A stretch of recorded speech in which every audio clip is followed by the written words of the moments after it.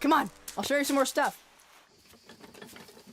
Mother of pearl. Welcome to Ms. Mojo, and today we're counting down our picks for the top 10 things you missed in Pixar's Luca. That's just Signora Marcellese. She works for the sponsor for the race. My name is Deanna Marcellese. I am a character art director at Pixar Animation Studios. My job is to work with the production designer and the director. And together we develop the look of the characters in the film through my explorative art. Just promise you tell me everything you see! Sorry, too much? Never. For this list, we'll be looking at little details and Easter eggs from Pixar's 2021 film that might have eluded you like a sea monster hiding in plain sight. Did you notice any hidden details in Luca? Let us know in the comments. Number 10. Uncle Hugo's post-credit scene. Some people think I'm mad to live in the deep. I think that they are the ones who are mad, not me the one who is mad, it's them. It's a nice life, simple life. Despite his limited screen time, Luca's Uncle Hugo is one of the film's most memorable characters. Good thing you sent for me when you did. Resembling an anglerfish, Uncle Hugo stands out with a bizarre look and an even more outlandish accent. Looking over the credits, you might have been surprised to learn that Uncle Hugo was voiced by Sacha Baron Cohen.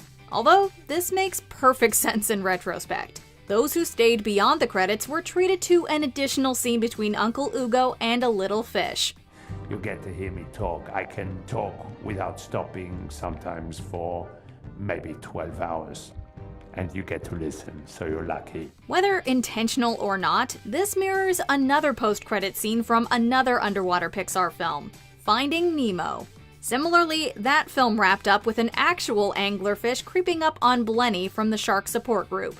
Unlike the anglerfish, however, Uncle Hugo thankfully isn't consumed by his smaller co-star. Number 9. Alberto's blue umbrella. During the climactic Porto Rosso Cup race, Luca is nearly revealed to be a sea monster as the rain starts falling. Alberto rushes to his rescue, however, with a large umbrella. Just stay right there! Alberto. I'm coming for you! While several others brought umbrellas to the race, Alberto's sticks out with a vibrant blue exterior. The umbrella's color not only alludes to Alberto and Luca's undersea origins, but also a certain Pixar short. Playing with Monsters University in 2013, the blue umbrella centered on a similar object. In a crowd of gloomy umbrellas, the blue protagonist finds an equally colorful soulmate. The blue umbrella in Luca might not have a face, but we like to think there's a red umbrella somewhere in Porto Rosso for it.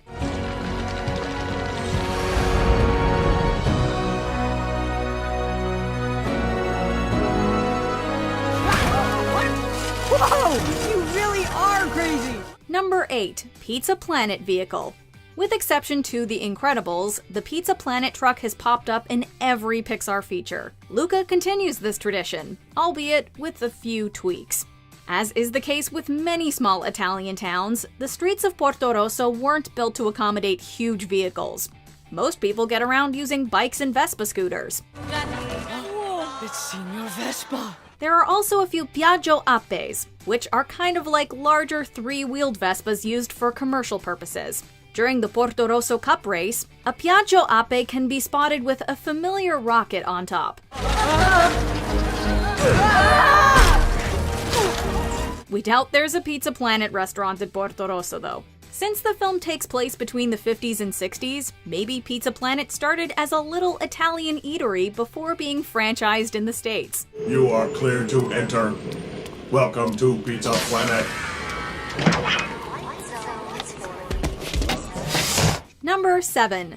Themes beneath the surface. He's old enough to hear about it. You've been to the surface and done the change? No, the end. Shut it down. I was just curious. Various outlets have compared this film to Luca Guadagnino's Call Me By Your Name, noting the Italian setting and the male leads concealing a secret. Director Enrico Casarosa clarified, though, that Luca is about platonic friendships, and any similarities weren't intentional. Honestly, the story can be applied to anybody who's faced prejudice. Don't hurt us! See? I knew this would Sea happen. monster!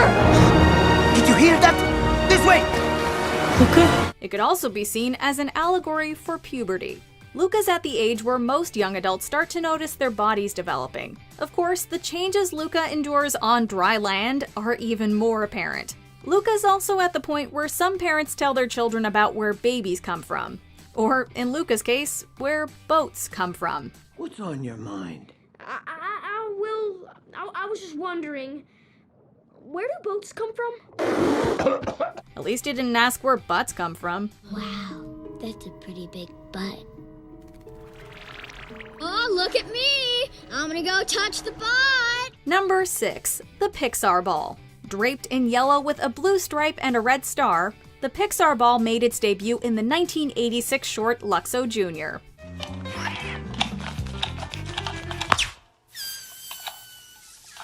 Since then, the ball has been prominently featured in films like Toy Story, but its presence in Luca flies under the radar. Like the Pizza Planet vehicle, the ball pops up during the final act's big race. As the characters cycle down the streets, we're given an aerial view of several buildings.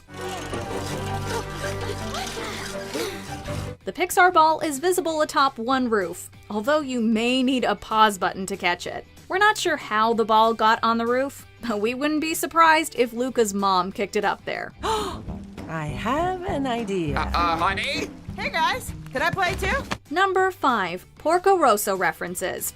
Casa Rosa has made it no secret that his film was heavily influenced by Hayao Miyazaki. I love Miyazaki's movies. The texture, the details, the way he draws has been a great inspiration for me. The name Porto Rosso even pays homage to the 1992 Miyazaki film Porco Rosso. And what brings you to Porto Rosso?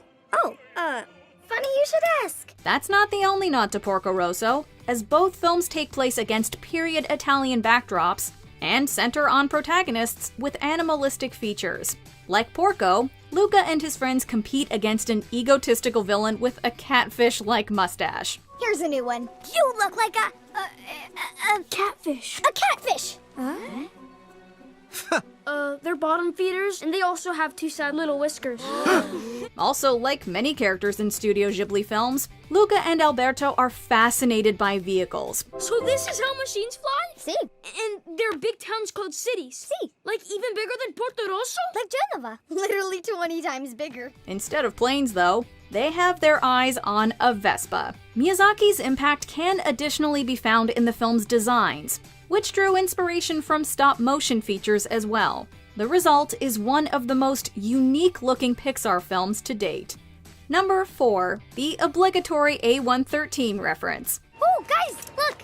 That's the train to Genova. Any die-hard animation fan knows that A113 refers to a classroom number at the California Institute of the Arts. Since many Pixar employees studied at CalArts, this in-joke has naturally worked its way into most of the studio's movies, along with the Luxo Jr. Ball and Pizza Planet truck. A113 surfaces once again towards the conclusion of Luca, when Alberto hands the titular character a train ticket. Well, let's go fix up our Vespa. Yeah, about that. Crazy thing. I might have sold it. This scene gives us 2 Easter eggs for the price of 1, as the train Luca and Julia board is numbered 94608. This is the zip code for Emeryville, California, where the Pixar headquarters is based. We thought Julia and Luca's school was in Italy, but maybe they're actually headed for the Golden State.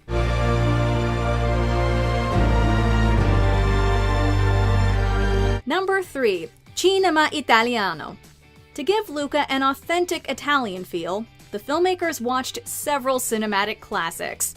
One of their influences, Big Deal on Madonna Street, can even be seen playing on TV.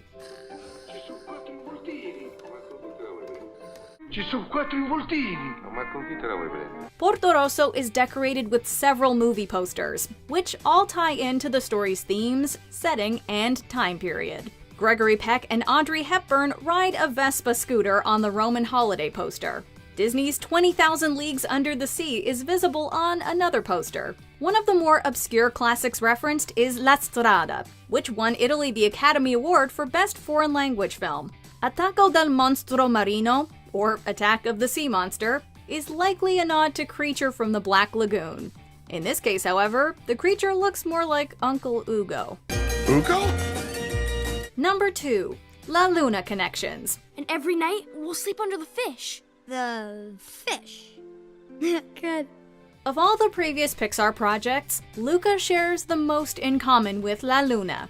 This isn't a coincidence, as Casarosa also directed that Oscar-nominated short. Both take place in Italy and were inspired in part by Miyazaki.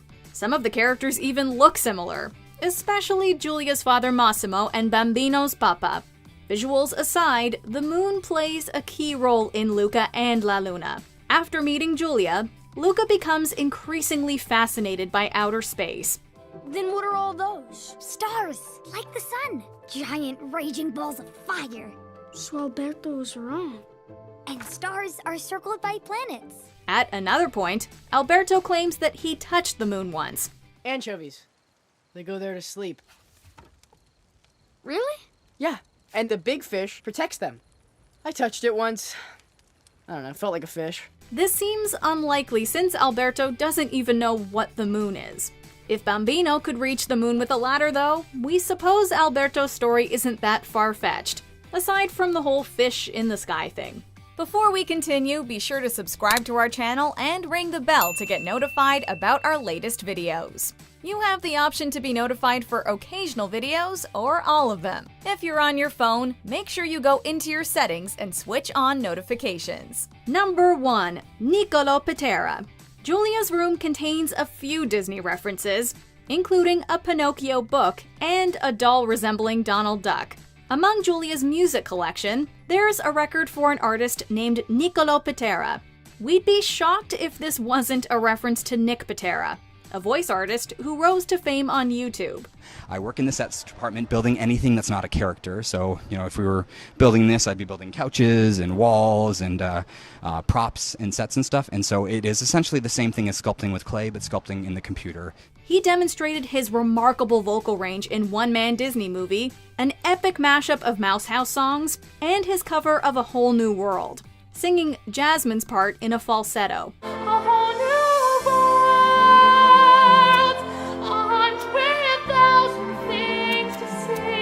Patera has also lent his talents to Pixar, working as a modeling artist on several films and singing the Triple Dent gum jingle from Inside Out. The song from the gum commercial. Sometimes we send that one up to headquarters for no reason. And yes, Patera is of Italian descent. So how could Pixar not mention him here? And then what? And then? I don't know. Do you agree with our picks? Check out this other recent clip from Ms. Mojo. And be sure to subscribe and ring the bell to be notified about our latest videos.